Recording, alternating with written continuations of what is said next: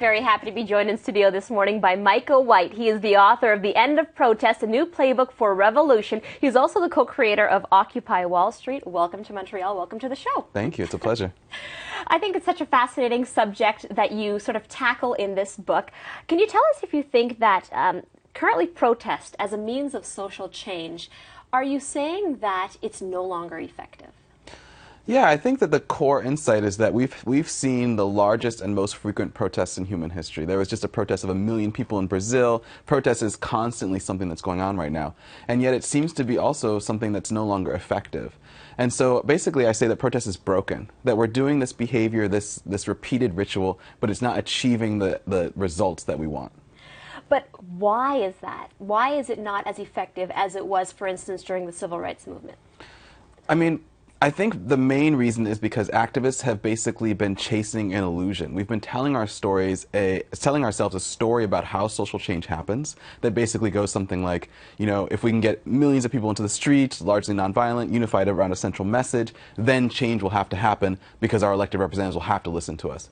But this is a story that activists have been telling ourselves, and yet it's not true. If we look at the recent examples like Occupy Wall Street that spread to 82 countries, or even the anti-war marches that happened in 2003, it hasn't resulted in social change. And so I think to a certain extent activists have become kind of lazy. They've started to just repeat the same behaviors without innovating. And I think that's the kind of the problem.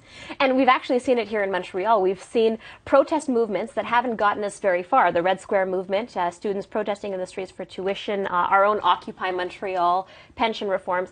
You say that now what happens is that there's going to be a new social change, a new way of protesting. So how will that take shape? What's your vision? Yeah, I think the fundamental thing is that social movements are created. First, there has to be a willing historical moment. But second of all, it's the combination of a contagious mood with a new tactic. And the new tactic is really the important thing. So if you look at Occupy Wall Street, we combined a tactic from Egypt and Spain and we brought it to America. So what could that new tactic be moving forward? I think that we're seeing signs of that in Europe, which is the idea that social movements don't just need to protest and march, but we can actually learn more complex behaviors like winning elections, becoming the ones in power, governing cities. And so I can imagine that we would have social movements that actually not just win elections in one country, but win elections in multiple countries in order to kind of have a unified global agenda. So things won't be so localized anymore. It would be more of a global approach.